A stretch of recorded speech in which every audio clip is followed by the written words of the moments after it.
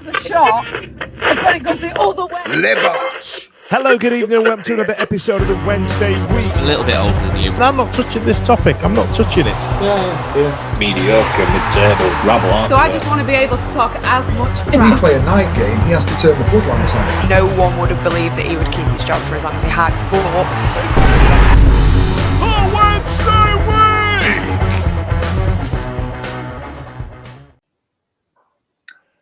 Hello, good evening, and welcome to a very special edition of Owls Alumni, which is part of the Wednesday Week podcast. And this evening, I am more than happy. It's an absolute privilege to be able to welcome former Sheffield Wednesday goalkeeper, England international, and all-round good egg, Chris Kirkland. Evening, Chris. How you doing?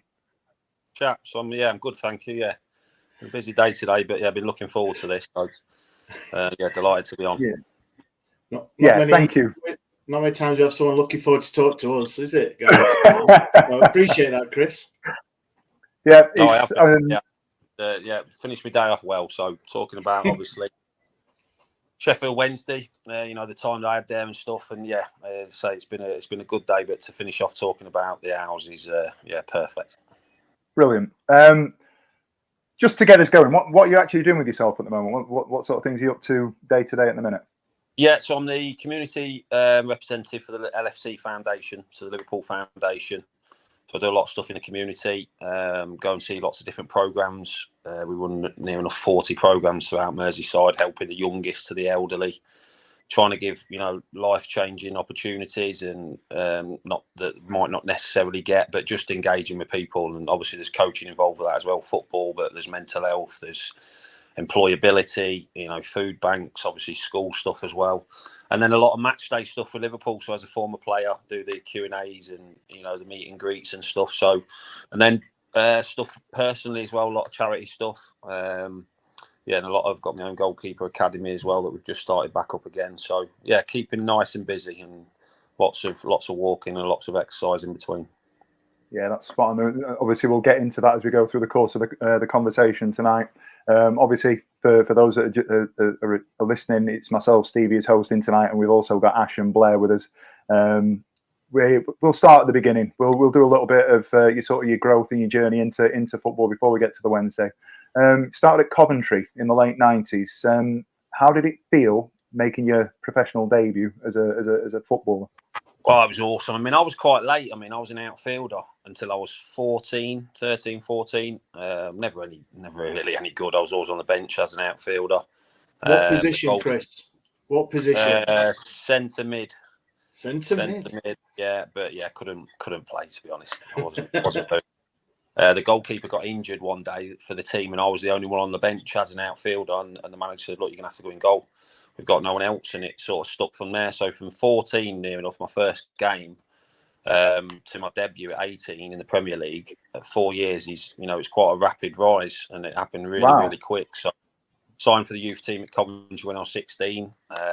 Started training with the first team when I was nearly 17, and then made my debut in the Worthington Cup, the old Worthington Cup first on the Wednesday. The keeper come off, Magnus Headman, went in goal for the second half, and then I made my full debut at the weekend against Tottenham. So when Teddy Sheringham and Rebrov was playing, Les Ferdinand. So there was a lot of top players playing in that game, and we managed to win 2-1 as well. So it was a perfect start for us. Making your Coventry debut must have been a bit of a buzz, especially with the names that you just mentioned. So your Rebrovs, the likes of the players that were in that team that day. Did you feel like you'd arrived at that point? I know it was very early in your career. Did you think that was something that you'd then go and kick on and be the level of player that you were going to be? You always hope. I mean, I got man of the match that game as well. But the players I was playing with at Coventry as well, Gary McAllister, Dion Dublin, Paul Telfer, Paul Williams, Gary Breen. We had some brilliant ex-pros that looked after us and always looked after the young lads. But yeah, listen, you're on cloud nine after a game like that. And then you're just looking forward to the next game, looking forward to training. You take nothing for granted. But I don't think I don't think I ever thought I'd made it in football. Because we all know how testing it can be. The highs and lows of football is fine margin. So yeah, it was just literally excitement and making my debut and winning, obviously, and getting man of the match was amazing for us. Debuts couldn't get And any that put better. you.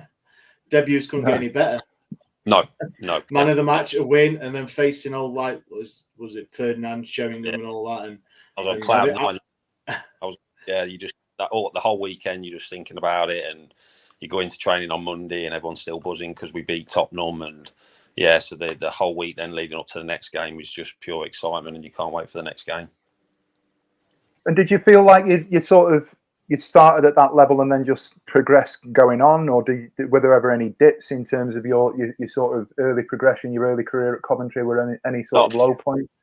I mean, relegation. Obviously, we got relegated at Coventry, which was at Aston Villa as well, of all places. Obviously, local rivals. So that was extremely difficult, extremely hard. Started the following season, but then obviously the interest come and from Liverpool, and ended up leaving and moving to my boyhood club.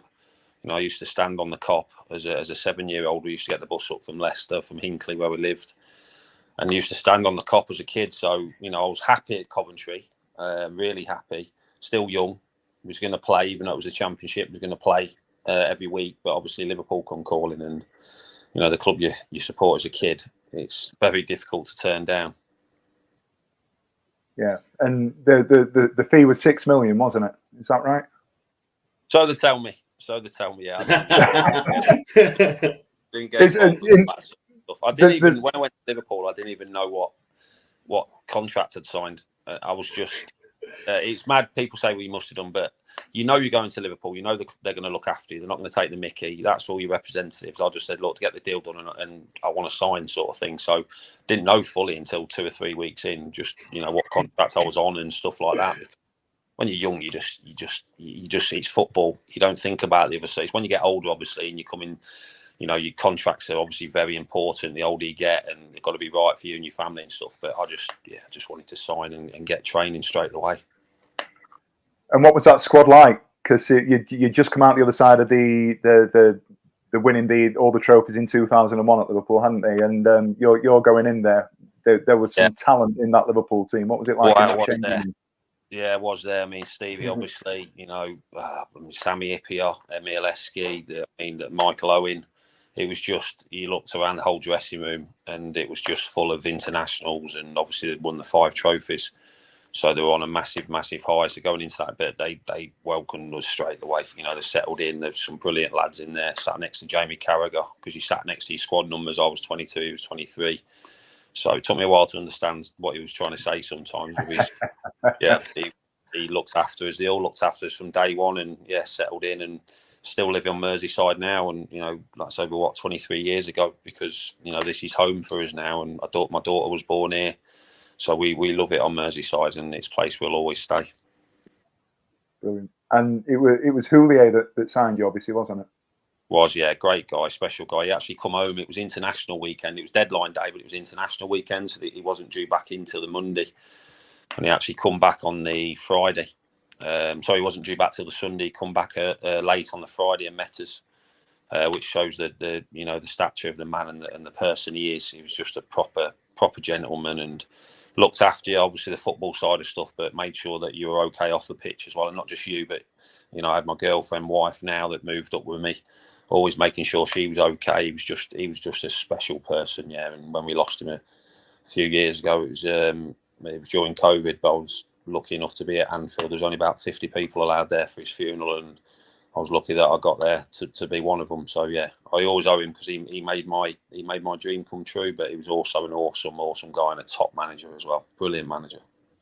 Lovely. I think we can only imagine what it'd be like, and we always talk Sheffield Wednesday every day, every week, to be able to. And when you're saying about your contract, it's like all it said was Liverpool on the header, and that was it. It could have said anything underneath. So to sign for your boyhood club must have been that was it. It was a dream. It was a dream, yeah. It was a dream, and you say I've got all the pictures when I was a kid, and in the Liverpool candy kit, and going up, and I still do it to this day when I go to Anfield when I'm working there, or when I take my daughter comes to all the games as well, and I always look to the cot where I used to stand as a kid. I can still see myself standing with my dad behind me, and it gives me goosebumps every time. So it is an amazing club. Yeah, you've got Stevie's got one of his heroes behind him, and they're just saying the candy kit. You've got John Barnes behind you, which you can see, which is great. Yeah, he weren't bad, was it? Also, yeah, we see John quite a lot. He's obviously ambassador for the club, and a proper legend. Barnes is. Yeah, a lot of time for John Barnes. Ironically, it's a lot of it is not just to do with the stuff that's on the pitch. You know, the way that he carries himself off the pitch as well. Yeah, I think he's an absolute legend, and that's why he's up there and he's over there. But yeah, he's a real hero of mine. It took a little bit of time to get into that first team, that Liverpool first team, didn't it? As a sort of youngster. How was that? Yeah, I knew that when I signed. Gerrard said to me, "Look, signing Jersey, do that same day. He's going to be number one. You're going to be number two. Come in, learn, watch the players. You know, get up to speed, and when you're ready, you'll play." And he stuck to his word. It's just when I got in, unfortunately, I got some bad injuries when I was at Liverpool.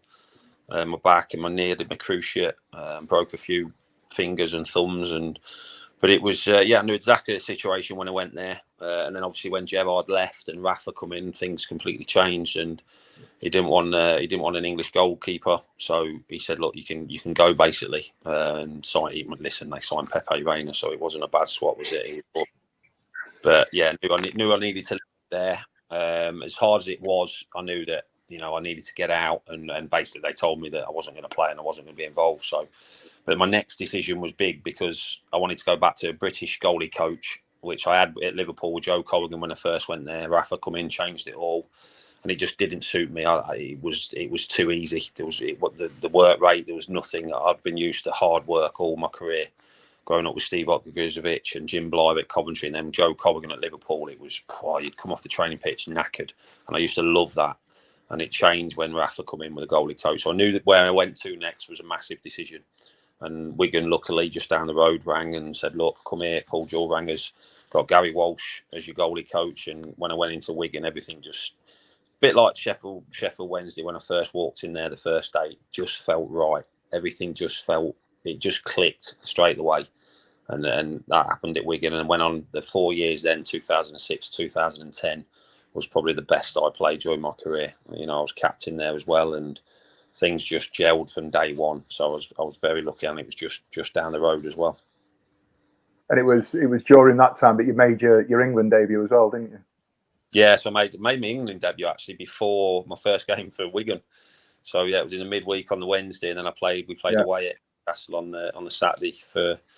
Yeah, so the England thing was a long time coming. I'd been in squads, and obviously, everyone got to know about the bet my dad had for me to play for England before I was 30.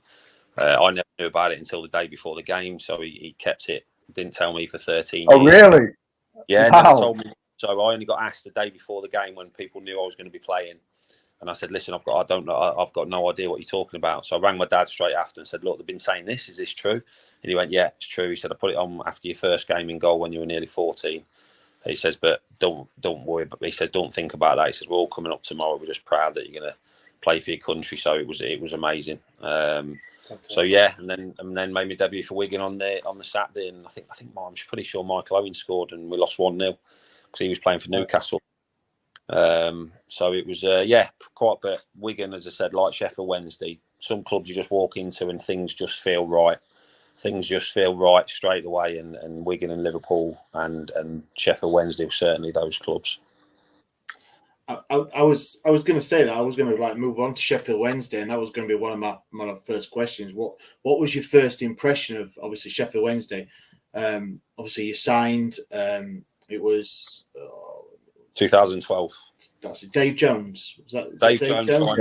Yeah. That's it. Dave Jones. Again, it was a big decision because where I went to next, I wanted a British goalie coach, preferably, because the same thing happened at Wigan. So they did it. So the first 4 years at Wigan were great, and then Roberto Martinez come in at Wigan, and everything changed again. Brought a Spanish goalie coach in and just changed the training. Something I'd been used to and got me to where I got me was gone again.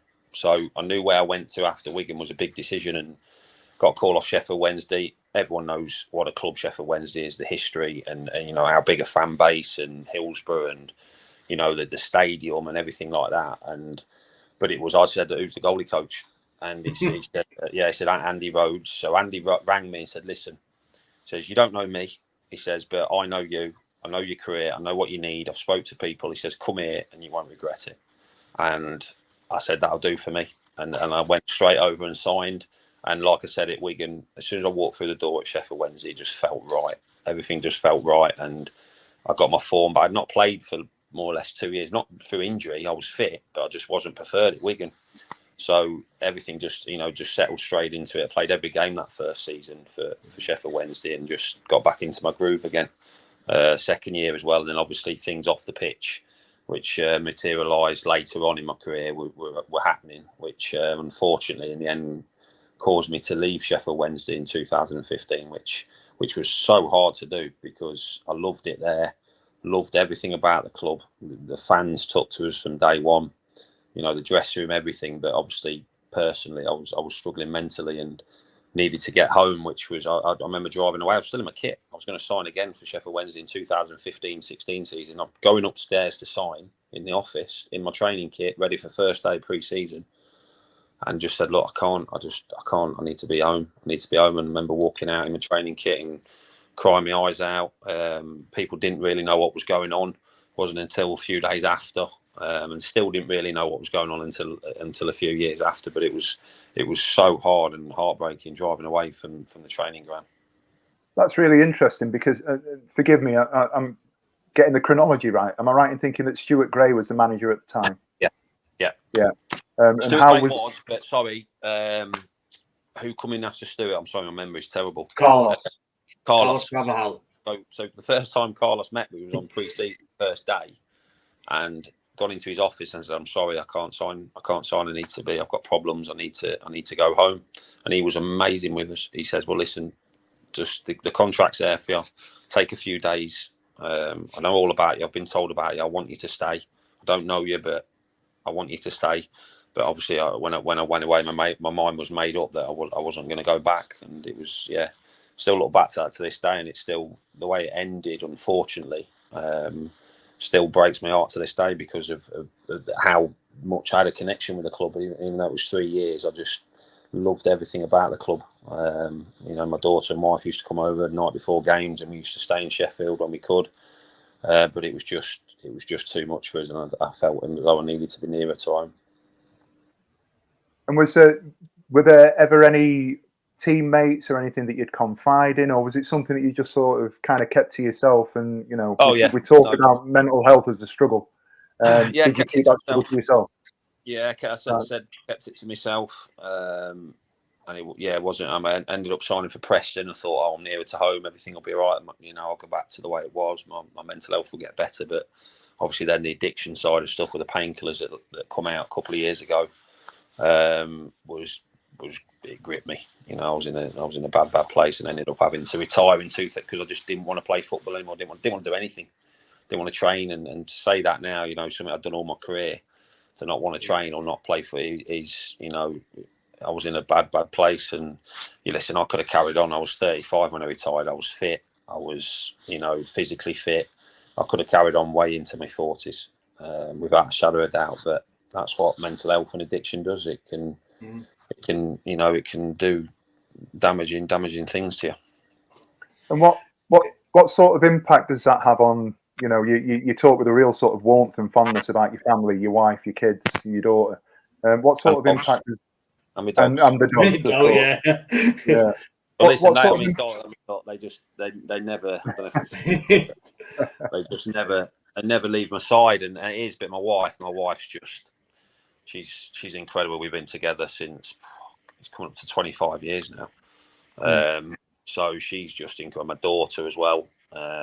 So they've been amazing with us, and it's not just you that's going through it. It's family members as well that suffer just as much, if not more, because they can see this person just completely change and withdraw and just not want to do anything, and it's just as hard for them. But thankfully now everything's good, and it's been over 2 years now I've been off on. My wife's got drug tests so we put things in place this time not to fail.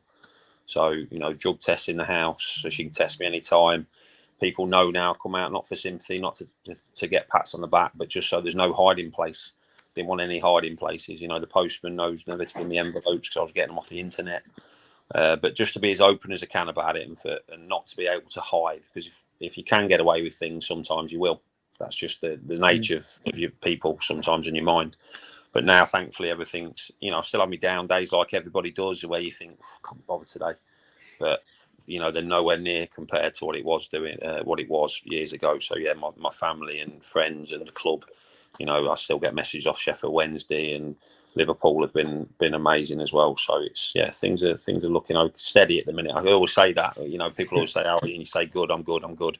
But I always say I'm steady now, which for me is great. And then, sorry, I have to add, in those sort of situations where you do have those dark days that you're talking about, what do you do? If, you wake up, it's that moment. I've seen his social media. I know what he does. Yeah, get out walking. Yeah. So walking's massive for. I love walking. Love the gym. Getting out with the dogs, particularly now this time of year with the late nights and stuff. It just makes you feel better, even when you don't want to do it.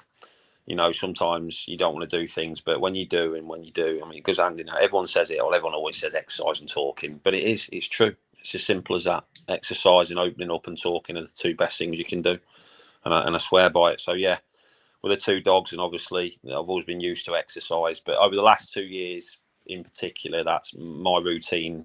Because when I come off the painkillers, it was extremely tough with the withdrawals, but now like all things like ice cold showers, ice cold baths. The cold therapy. I've got a real good routine now. What I know when I have the bad days, what I need to do. But listen, sometimes nothing works. Sometimes you just have bad days and you can't wait to get to bed and get to sleep and wake up the next day and go again. And that's the way. But, coping mechanisms are great to have in place when you are feeling bad. And I think that's obviously we've alluded to the fact that we're talking about this stuff, because we've got you on the pod and it's something that you're so passionate about. But obviously we're recording this evening in the middle of Mental Health Awareness Week, and I think it's really, really important that we do shine a light on these struggles, because we know that as a fan base, we've reached out in the past and we've put on our social media that we are, our DMs are open and we want people to feel that they can approach us. And we recorded the other night, and Ash finish the show by literally saying, if you're feeling that you're in a situation at a point when things are particularly dark, we pride ourselves on the fact that we're trying to create a community and a feeling that people can come and approach us, and I think that's really, really important. Amazing. That's amazing. Yeah, I do the same to me. My DMs are open all the time. So on Twitter, I'm only on Twitter, but I get so many messages on mental health and addiction. And what you guys are doing, the more people that do that, then the less people will feel that they're on their own. So, I take my hat off to you there, which is, amazing what you're doing. Yeah, it is something that, it's pretty close to everyone's hearts, and on this podcast, and mine is, it's pretty close to my heart as well. So it's great that we've got a person like yourself on, Chris, who's open to talk to it, because there is people, all 10 people that watch our podcast will be watching that. But well, listen, it doesn't matter, does it? If no, there's only one, if it's just one person. Yeah, it is. And people say, it's the cliche say, but it is. If you can help one person and potentially save someone's life, like people did to me, then that makes it all worthwhile, doesn't it? It does. Yeah. It does. If I can, obviously I do want to come back to the mental health stuff, because as we said, it's really, really important. I just want to sort of dip into the Wednesday stuff again, if that's all right. I have a question, Stevie, before we go, if that's all right.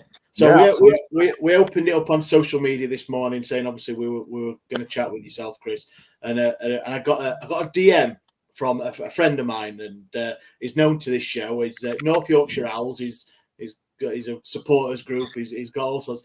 He's got a bit. He's always wondered this question for a few years. So I'll put it to you. What was the idea with what looked like homemade cut-off goalkeeper tops, Sheffield Wednesday? Yeah, I did a bit of research, and I looked, and looking back at the photos and videos, I don't think I could find you one with a full arm goalkeeper top. You had the Under Armour, but it looked like that you'd cut it off with scissors in the changing room before, and then thought, that's it. And I think Simon, who's North Yorkshire Owls, he said something about, do you not like your elbows because they had all the arm patches in? Can you remember all the arm patches in all the? No. And simple explanation to that one. So obviously kits now are more skin tight. So, but goalkeeper tops back then, it weren't that long ago. They used to be too baggy. So when you move around, the shirt would move around and it would put me off sometimes, or it could flip over and stuff like that. So they were too baggy, simply as that. So I liked it to feel quite tight. So I cut them off and wore an Under Armour. So so it was simply because the goalie tops were too baggy. Because I needed to get like XL, or because I'm so tall. But the trouble with going with XL and double XL, then they're massive, so they're too big for me fitting wise. So I just used to cut the arms off, so they wasn't baggy, and they weren't, when I was moving around, they weren't like flapping around basically and getting in the way. So yeah, simple on that one. Simple explanation. The kit man was great about it. Some aren't, but I mean, I know there's a lot of but John and Ash, who were the kit men there at Sheffield Wednesday, they were brilliant with it as well. So, but I think I've always done that during my whole career, to be honest. Yeah. Apart from maybe the early days at Liverpool when I was young, I daren't ask to cut them off then. But when I went to Wigan, I did.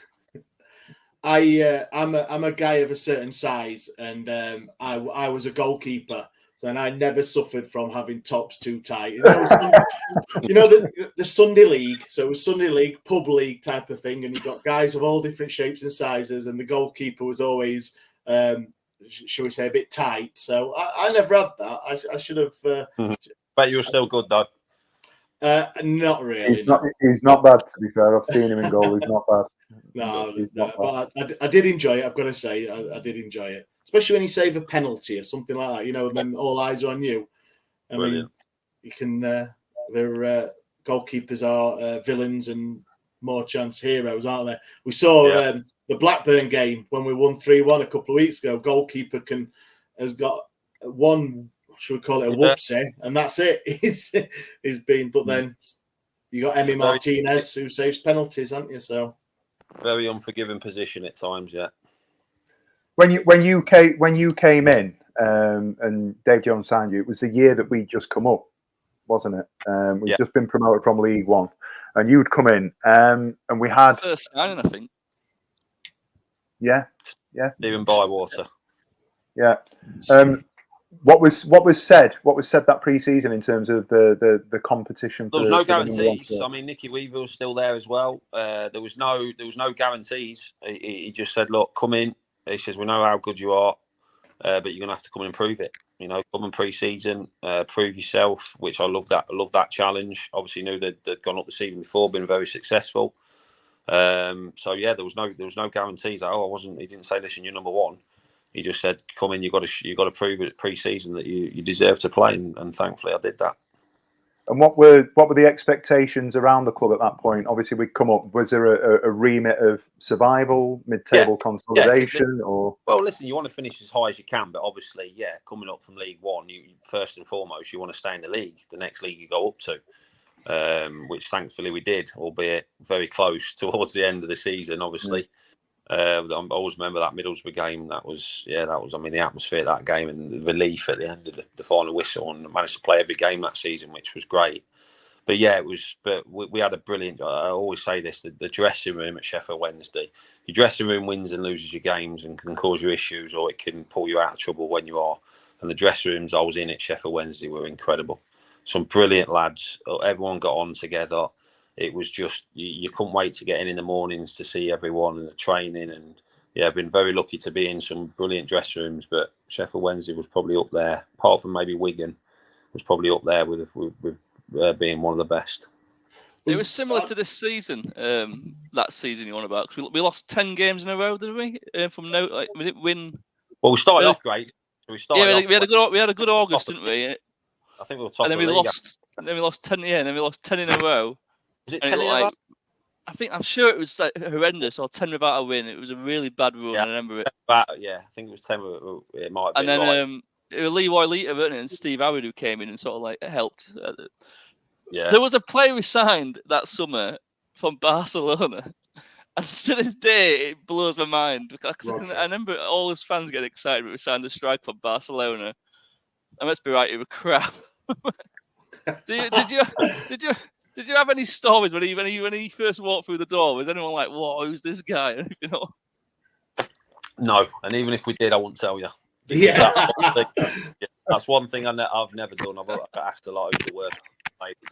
What's this and that, and but yeah, I never answer that because I wouldn't like it to be said about me, sort of thing. So yeah, and I'll never ever criticise someone publicly. Anyway, maybe behind closed doors I might, but. What you said about the dressing room. Oh, sorry, Steve. I was going to say about the dressing. I was going to say about the dressing room when he said about Wigan, is where obviously when you came to Sheffield Wednesday, you were like 6-7 years older. So in the dynamics of the dressing room as a goalkeeper, what is it like as a younger goalkeeper compared to the Sheffield Wednesday dressing room when you're an older? Well, you weren't that old. Sorry, Chris, but more experience, should I say? Yeah, it helps definitely, and obviously at Wigan, been through. I mean, listen, at the top of the league, there's pressure, but at Wigan we were near the bottom, and we avoided relegation a few times, and the pressure at the bottom is far, far more than it is at the top. You don't win a league or you don't win a cup, you got the chance the next year, but you ended up getting relegated, and it rips through the whole club, and it's people that have been at clubs for years. The real heartbeat, the staff that people don't know about.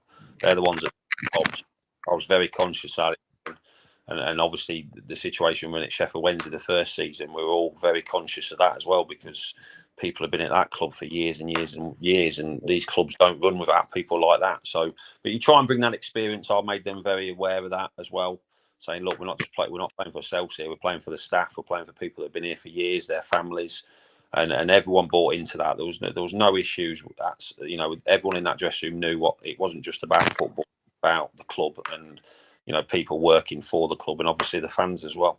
The fans. I remember the away games and the home games. They travel in their numbers. They were just, you used to love obviously playing at Hillsborough, but going away as well. You knew you had 5,000-6,000 fans there every game with you, and they still do it to this day. So, yeah, you try and pass on experience. You try and talk to the young players and try and put them right. Sometimes when you don't see things, you think, listen.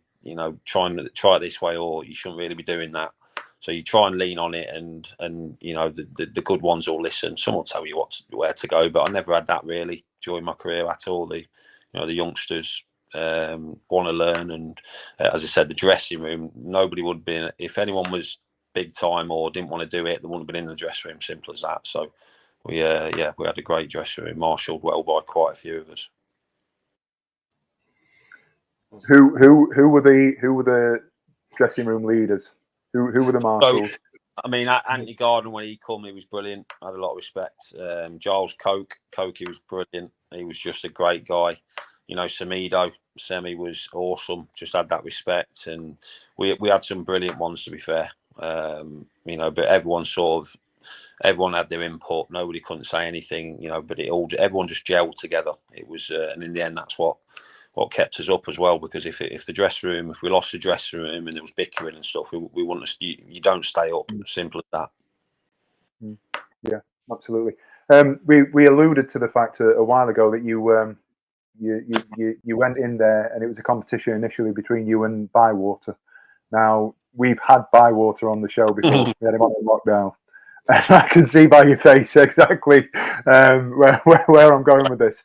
You must have a crazy Bywater story. I have got a few. I'm trying to think what I'm allowed to tell. I'll go back. I'll tell you what. So I first met Steve in the under-18s at England. Right. I'll tell you this one. So we had a coach. We were all in the foyer, and he's found these car keys, and it was one of the coach's cars. So we all used to meet up at the hotel. So Stevie's got his car keys, drove his car about 7 miles away, parked it somewhere random, ran back to the hotel and just threw his keys and said, I've just borrowed your car and I've parked it about 7 miles away. And the coach is like, well, what are you doing? I just thought it'd be funny. Like, literally, yeah. So that was Steve. Steve did some wacky thing. But you know what? He was brilliant. He was. I've got nothing but good things to say about Stevie. He was brilliant with me. So I've knew him since the under-18s at England, and seeing him again was great. There was no animosity. There was no, snide, anything like that. We were there to support each other. But he was, he was some guy. Goalkeepers Union. That's what it is, isn't it? Yeah. I mean, doing that on England, like any schoolboy age or anything, doing that on England international as a young. Well, so when Stevie, so Steve, that was in the 21s or 18s, but then we both were training with the first team. We both got invited to train with the England team before Euro 2000. This was going back years. And he can't sit still. Stevie can't. He just has to be doing something, or he's up to something, or doesn't mean any harm by it. But something happened in training or something, and I think Shearer, he was giving Shearer a little bit, and Shearer did his room basically, and then Stevie. And so instead of thinking, oh my God, Alan Shearer's done my room, I'm not doing anything, I'm not going to say anything else, he unscrewed the hole in the keyhole in Shearer's room, like the way you can look out the door in a hotel room. He unscrewed that and put the fire extinguisher through it, and destroyed Alan Shearer's room. But that was so he had no fear, no filter. But he was, as I said, nothing but good things to say about him. He was brilliant, and every teammate as well loved him as well. Nobody had an issue with Stevie at all. Yeah, he was an absolute diamond when he came on the show, didn't he, a couple of years ago? He was absolutely brilliant and was just entertainment for 45 minutes to an hour. Absolutely brilliant. Just bookending your sort of time at Wednesday, you start with Bywater, and we talked about the circumstances around you moving on and feeling that you couldn't. That also coincided with Westwood coming in, did it not? It was around the same sort of period. Yeah. How did you find Kieran Westwood? Yeah, Kieran come in 14-15 season, didn't he? And at that time, I was actually quite, because my head was that messed up. The pressure of playing and stuff, and I just couldn't concentrate. So I was actually quite glad that he'd come in, and I wasn't going to be playing, which tells you everything you need to know, because it should never be that way. But yeah, Kieran come in, and yeah, he did great, didn't he? He did great for Sheffield Wednesday. Again, I had no issues with Kieran whatsoever in training. He was an acquired taste at times, Kieran. But he, as I said, he was awesome for Sheffield Wednesday, and he very rarely let them down. But yeah, I had no issues with Kieran at all. Is that something that happens at clubs? Because we've had it where we've had 2 or 3 really good goalkeepers.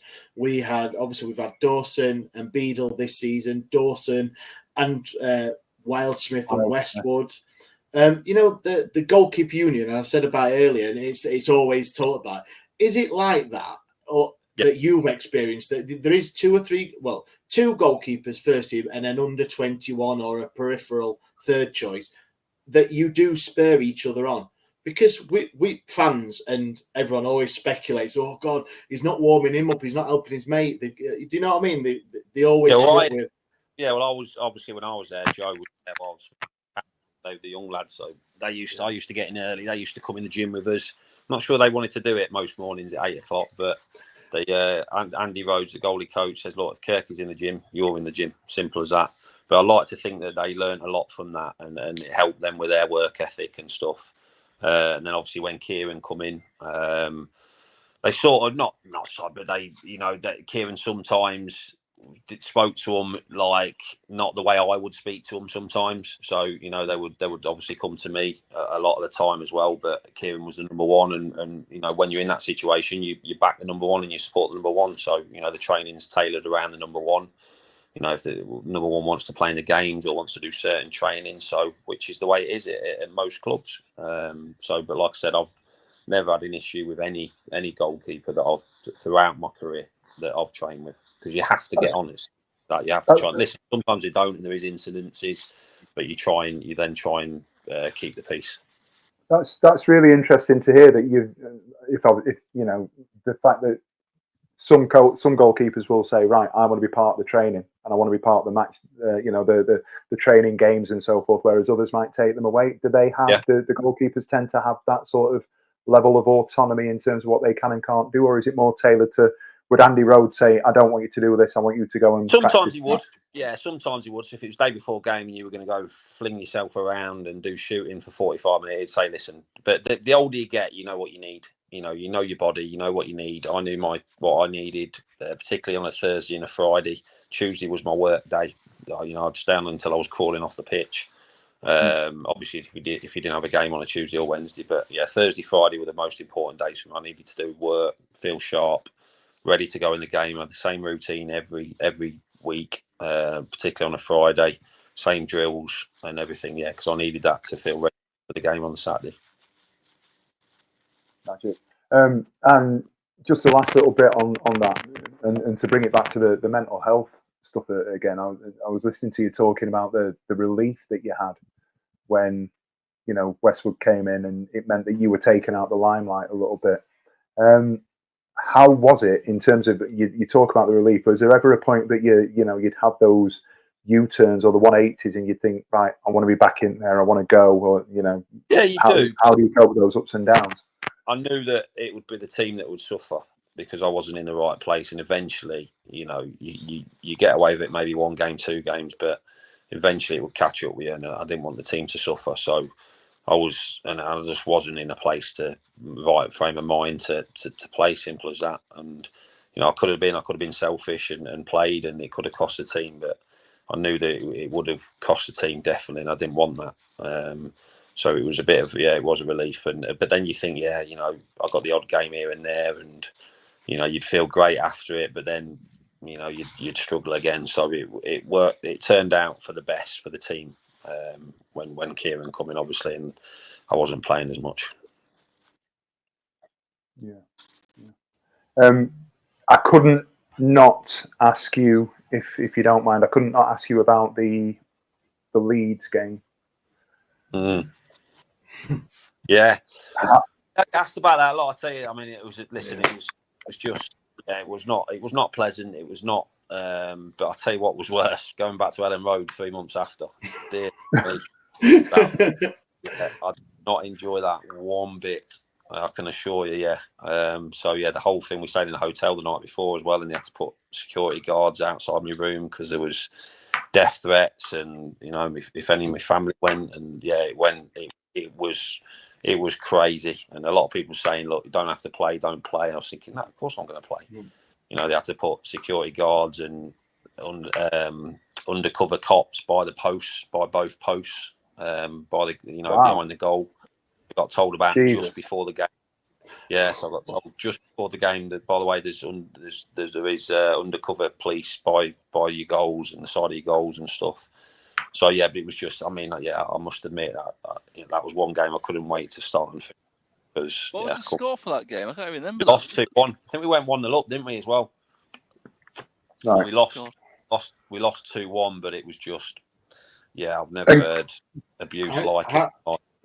How is that? You're at your place of work, I know, and you're just minding your own business, concentrating on the game, and it happened to Jack Grealish, didn't it, a couple of seasons ago as well? Second half when it's the game where it happened at Hillsborough was 1-1, so that we 1-0 up, they equalised in the 77th minute, didn't it? And then it was a blur. The rest of it, then the rest of the game was a blur. Couldn't wait to get home. Couldn't wait to. Obviously, my daughter was upset. She was watching it at home. My wife was at the game, but afterwards we had to do all the police stuff, you know, and it was carnage after. It was a bit of a blur, and then, but like I said, the closer it got to the game away at Ellen Road, then obviously, you know, everything that went with that, it was just, man, I would not like to do that one again. I must admit that was, not pleasant at all, having 35,000 on it, the whole game. Do you think that kind of, given your sort of struggles that you've had, do you think that there was any sort of effect of that? And I know it sounds like it might be a silly question to ask. How do you deal with that when you're dealing with everything else?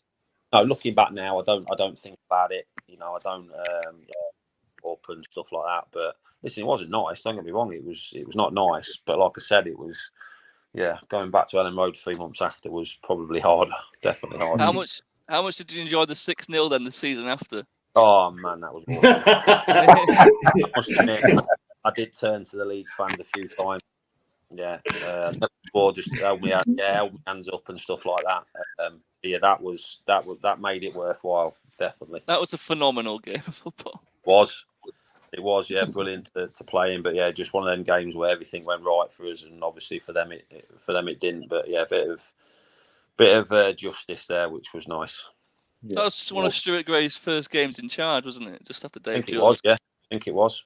Yeah. How much different was it when he took over compared to? Oh man, he just had the respect. Players loved him. Under obviously Stu took a lot of the training, so he took a lot of the training anyway when he was under Dave. So yeah, it worked. The lads loved him, and he treated people right as well. Stu did. He kept a great dressing room. So yeah, seeing him now and again, and it's always good to catch up with Stu because he's one of the good guys. Yeah, he was brilliant. I used to love it. Just on the warm-ups before the game, he was on the pitch with the players. He was well involved. Just from that, I really liked it.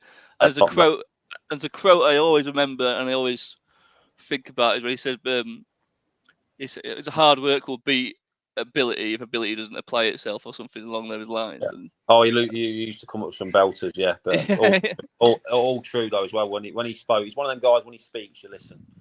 And you take on board what he was saying, and there's those people are very special, and as I said, nothing but good things to say about Stevie. Great. Obviously, we talked about the Wednesday stuff, and you get to a point once you've got to that real sort of nadir in your life where we've talked about the mental health stuff, and you've decided to go. Yeah. What did it look like coming away from Wednesday? Did it then become a sort of a gradual, I've done now, I'm done. I know that there were other teams, but did you ever get back to that point where you thought you were still going to be a first team footballer? I mean, the thought was just getting a team closer to home. I was going to go back to Wigan. And I thought, obviously, it's usually successful there, but they messed us around, rotten.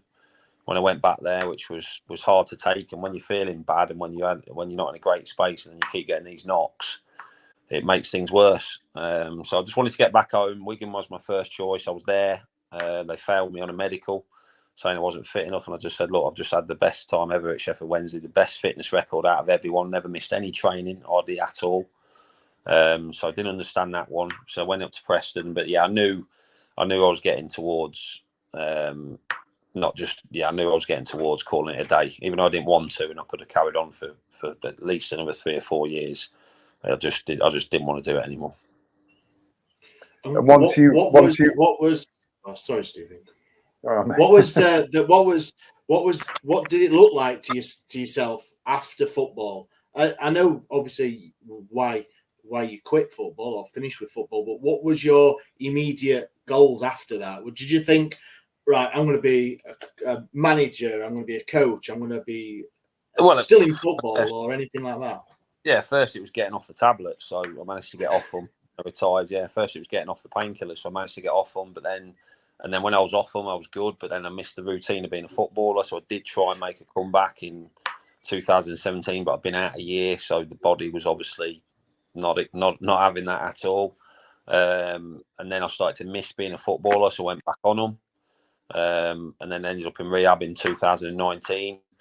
And then I went in at goalie coach, did a little bit at Port Vale, and then I went in at Liverpool Women's, goalie coach there. And then obviously lockdown hit and things stopped. And then this is where the work with the LFC Foundation come in then. And then when I got off the painkillers again, went back on them. So yeah, it's been a bit of a cycle. But the last 2 years have been really good. So the work I do with the foundation and the club stuff and other stuff, I've got a great balance now, which I love. Will I go back into football? Possibly, yeah, because I do love it. I do, but then it's the travelling, and I don't want to be away from home and stuff, and so there's a lot to think about. But I can possibly see myself one day, maybe, but not yet. Magic. Ash, you got your quick fire questions? I have at the end. I was just going to ask on the subject of your other things. You've got a couple of like charities and things you're working with as well. You've got Walking's Brill, which I think 99% of anybody on Twitter has seen because of what you guys have done and doing and continue to. But you've got a couple of other initiatives that you're into as well. Yeah, so I've got got a couple of apps. So a lad called Jack Knowles got in touch. This was going back a few years and said, look, I've got a mental health app, seeing your struggle. So that's called Yapper. It's still not fully developed yet, but then we've got also with that positive parcel. So workplaces giving their employees parcels basically with stuff in them to show how much they're appreciated. We've got Wellness on Side as well, which is another app that's coming out soon, which is a health one and gives you benefits and gives you certain goals to hit and a lot of help on that as well. So those three are brilliant. Obviously walking's brilliant. It's a massive part of it. We try and do as much charity as we can with that. We've got a golf day soon, actually, in Doncaster, I think, in July. And then I just try and do as much as I can, through the foundation, obviously with the food banks and everything like that as well. So, yeah, try. There's not enough days in the week sometimes. I was going to say, you're a busy man. yeah, but I like it. I need to keep busy. Yeah, and I like keeping busy and keeping active, and that is one of the biggest things as well that's helped us having a structure and a routine. Because when you lose football and you've done something for 18, 19 years, when that's gone, you lose that structure. I think everyone talks about it, and it is a big void to fill. So you need to fill it, and thankfully now I've got a real good mix to do that. I think what we'll do, obviously, we'll be putting this out, and when we promote it on our socials, we will tag those charities, those links, just to make sure that stuff gets out there, and we will be obviously pushing and promoting that as much as we can, because they're all great initiatives, and I think it's really important, as we said. Mental Health Awareness Week is. I find that I consider myself to be really fortunate. We've all had dark days, but I've never been at that point. But just knowing that there's somebody at the end of the phone, I think is really, really important. And I've got a circle of friends that I know that I can touch base with, and people will check in with me. And even if it's at that level, it really does make a difference. I think it's important that we shine a light on that. Super. It does. Right, you mentioned it, Stevie. All right, Chris, we've gone easy on you for the last 50 minutes. Right, I've got some quick fire questions for you. Go on. Right, here we go. I know we've touched on a couple of these, all right, but if you weren't a goalkeeper, which position would you play? If I weren't a goalkeeper? If you weren't a goalkeeper? Probably now striker. What do you prefer, home games or away games? Or which did you prefer, should I say? That is a real... Do you know what? I've never been that one. That's one question. I do my research. I'm good. No, I'm going to go home. I'm going to go home. Yeah, I'm going to go home games. Apart from Hillsborough, what's the best stadium you've played in? Anfield. The Bernabeu's not bad as well. Oh. Yeah, but for me, Anfield every time. Being a Liverpool supporter, I'm thinking. What was your go-to type of music on a match day? I Take That probably. Yeah, I love Take That. I love country. I liked a bit of Eminem as well back in the day, but yeah. So I like a little bit of a mix, but yeah, none of the head banging stuff like some of the lads used to play. I had to turn that off most of the time.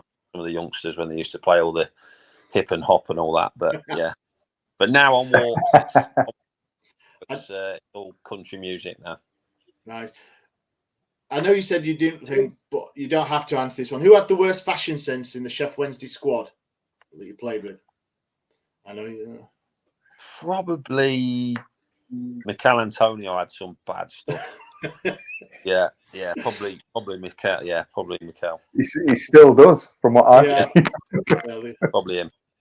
What's your go-to pre-match meal, or what was your pre-match meal? Sorry. Pasta, just the standard. Yeah, pasta, chicken, maybe a bit of scrambled eggs as well. So yeah, you used to pile everything on it. There's some weird combos sometimes. Yeah, you used to have so much to pick from. You felt like you had to put a bit of everything on your plate. I bet you didn't know this question was coming. Coffee or tea? Tea. Yorkshire tea now. What was that? Was that Yorkshire tea now? What was it before, Chris? I was for a long time. And but now Yorkshire. So we're firmly Yorkshire in this house now. And if you can remember, what's the best save you made, or the one you will remember forever? The best save I made was, I tell you what, there was one actually for Sheffield Wednesday against Barnsley, I think it was. I think it was 1-1 at the time. We ended up winning 2-1. Can't remember who hit it, but I just remember flinging an hand up. And a lot of people after the game were saying, how did you save that? I was like, I have no idea. Just flew my hand up. There was one probably for Wigan. The most important one was at Wigan. We weren't doing great, near the bottom of the league. Played Chelsea away. They were going for the league. This was towards the end of the season. Everyone thought we were going to get battered, and we were losing 1-0. And Nelka's headed one to go 2-0 up, and it's going straight over my head. And I've managed to get back, tip it over, and then Emil Eski for us went up and scored at the other end. We got a 1-1 draw, and then from that confidence, we went and won the next 4 or 5 games. So important wise, probably that save for Wigan at Chelsea. This is a bit of a loaded question, but which is the best team to play in blue and white? Sorry, what was that one? Which is the best team to play in blue and white? Oh, Don't say Wigan. Slightly different colours, but yeah. Definitely. I'm very.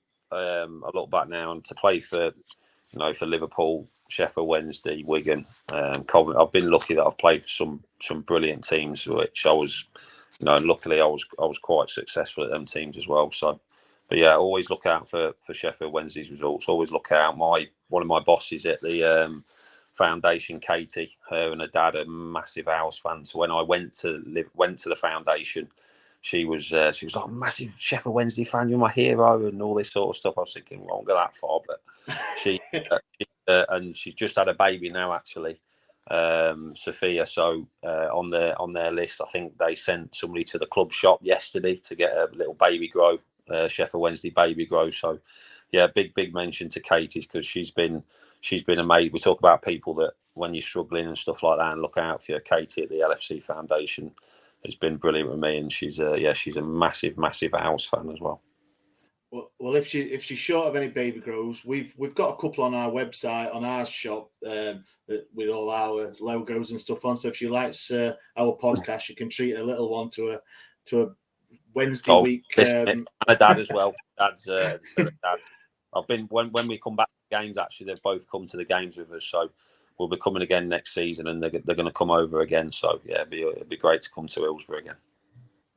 Love it. I'm going to just finish on a question about the current regime, not the current regime, but Danny Rule. What's your thoughts, being a bit of an outsider? I know you're still, but looking in at the job this season that's just gone. Well, I mean, listen. Obviously, I was with Moro, and obviously the circumstances around that and stuff. I know a lot of fans were disappointed, and I was as well. I was with Moro at West Brom, and I knew the lads what they thought of him. But listen, at the end, it's turned out to be a brilliant decision by the club. And at Christmas time they were down, weren't they?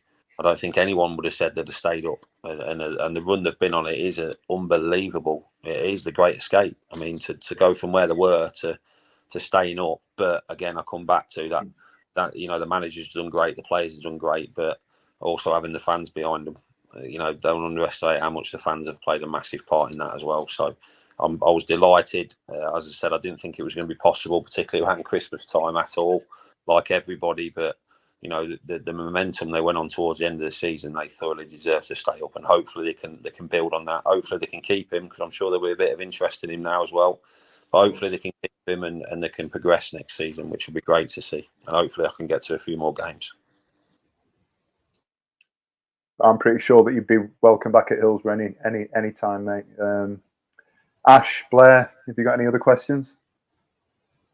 I think I've peppered Chris enough with my quick fire questions. My actual phone battery's just flashed up. It's got about 5% left. So. Oh, look at that for timing then. Or Chris has had enough.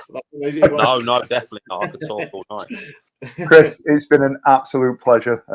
It's a real privilege to have somebody who's represented the country, not just playing for Sheffield Wednesday, but has represented the country at any sort of level. To say that you play for England is a real sort of coup as well.